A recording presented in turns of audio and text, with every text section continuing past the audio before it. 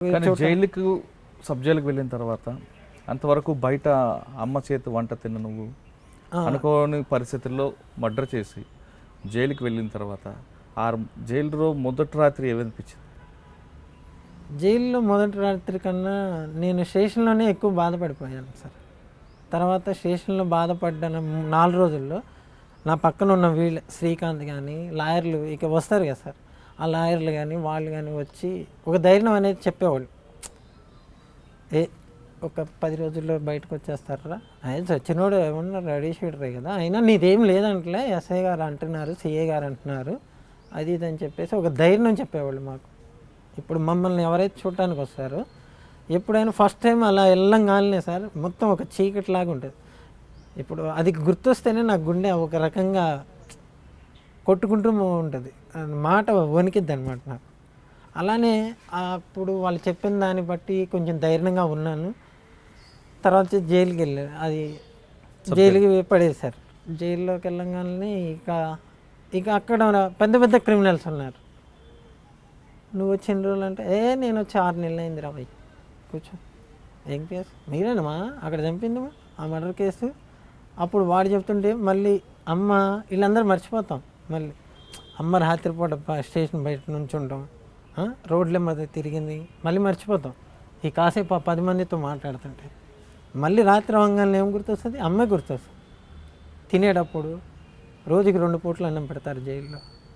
ఆ అన్నం సబ్ జైల్లో ఉన్నంతకాలం బాగానే ఉంది. జిల్లా జైలుకి వెళ్ళాం అంటే కమిటీలు అయ్యాక 10 రోజుల్లో బెయిల్ వస్తుంది. బెయిల్ రాని పక్షంలో జైలు దగ్గరికి అమ్మ వస్తే ఏమనిపించింది? మమ్మల్ని చూడటానికి నెలకి వారానికి 2 సార్లు పంపుతారండి మమ్మల్ని చూడటానికి. మా అమ్మ వస్తుంది. మా చెల్లి రాలే, ఎవరు రాలే ఇంతవరకు. మా అమ్మ ఒక్కటే వచ్చింది. నా 10 ఏళ్ళు జైల్లో మా అమ్మ, నేను చేసుకోబోయే అమ్మాయి అని ఇంకో అమ్మాయి ఇక్కడ LLB చదువుతుంది. ఈ హైదరాబాద్ వచ్చాక ఆ అమ్మాయి వచ్చేది. ఇక ఎవరు రాలేదు. ఇక మా అమ్మ వచ్చాయా, నా దగ్గర డబ్బులు లేవు, మీ పెదనాన్న చెల్లి పెళ్లి దగ్గరే చూసావు కదా, నేను వాళ్ళని అడగలేను. ఇప్పుడు మా వాళ్ళు అందరూ నరేంద్ర అబ్బాయిని వదిలేసే, వాడు వద్దు మనకి, నువ్వు వచ్చి మన ఇంట్లో ఉండు, నీకేం తక్కువ, మన పొలం ఉంది, కూలి పని చేసుకో, 2 గేదెలు కొని పెడతాం, నువ్వు ఉండు, వదిలేసేవాడిని.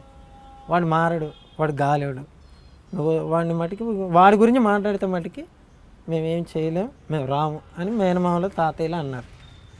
అన్నాక అదే మాట చెప్పింది, ఎవరున్నా లేకపోయినా అయ్యా, మీ నాన్న ఉంటే ఎలా చూసుకుంటాడో నేను అలా చూసుకుంటాను, నేను పువ్వులో నేల చేసి నేను పోషించుకుంటాను, నిన్ను తెచ్చుకుంటానన్నా నేను బయటికి ఈ నరకం నుంచి, నువ్వేం భయపడద్దా అని వెళ్ళిపోయి ఇక ఏదో ఇక పని చేసుకుంటూ, మా నాన్న అంతకాలం మా అమ్మ బయట పని చేసింది లేదు.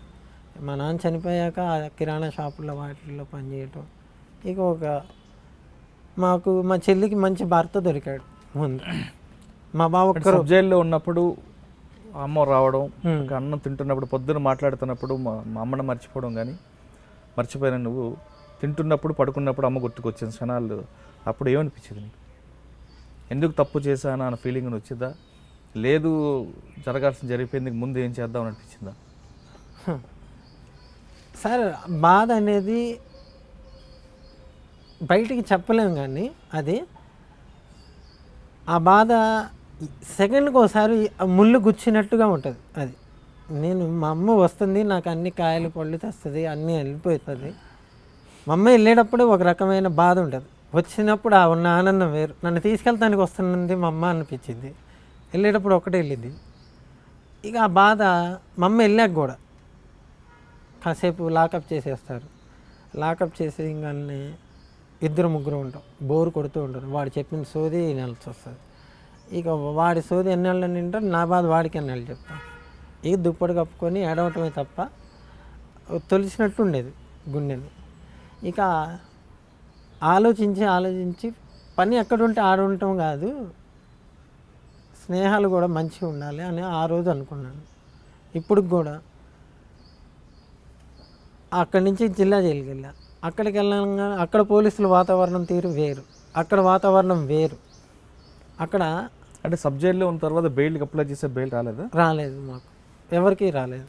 తర్వాత జిల్లా జైలుకి వెళ్ళాక ఒక్కతనికి వచ్చింది బెయిల్. అది A4 అని చెప్పాను కదా, అతనికి వచ్చింది. జిల్లా జైలుకి వెళ్ళాక అక్కడ వాతావరణం ఏ విధంగా ఉంటుంది?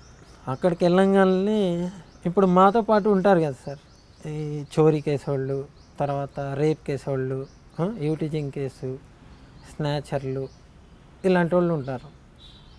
ఒకేసారి మాతో పాటే అని కాదు, మేము పలానా జైలు నుంచి వస్తున్నాము, వాళ్ళు మళ్ళీ కోర్టు నుంచి తీసుకొస్తారు ఫ్రెష్గా. వాళ్ళందరినీ ఏం చేస్తారంటే మళ్ళీ సూపరింటెండెంట్ గారు చూడాలన్నమాట.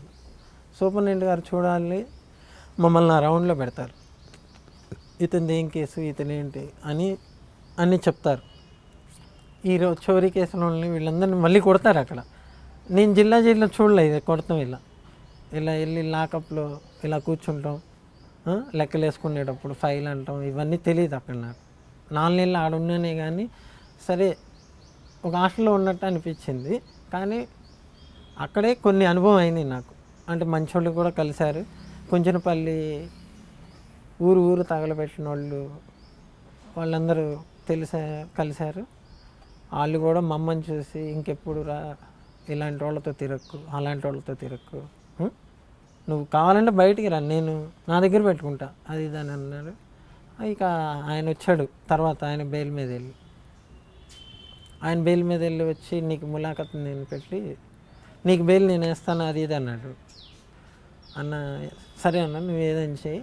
ఆయన మా ఇంటికి వెళ్ళి ఫస్ట్ మా అమ్మని అడిగాడు. మా ఇల్లు ఎక్కడ, ఆ గల్లీలోకి వెళ్ళి అడిగితే అతను కానిస్టేబుల్ లాగా ఉండేప్పటికీ నరేంద్ర ఇల్లు మాకు తెలియదు, మన నరేందర్ తెలియదా అని అన్నారు. ఎట్టానో వాళ్ళని సబ్ జైలు నుంచి జిల్లా జైలుకి వెళ్ళిన తర్వాత సార్ కోర్టుకి వెళ్తున్నప్పుడు అక్కడ పరిస్థితి ఏ విధంగా ఉండేది? కోర్టు దగ్గరికి మీ మదర్ ఏమైనా వచ్చేవారు? కోర్టు దగ్గరికి ప్రతి 14 రోజులకు ఒకసారి కోర్టుకి మా అమ్మ కంపల్సరీ వచ్చేది.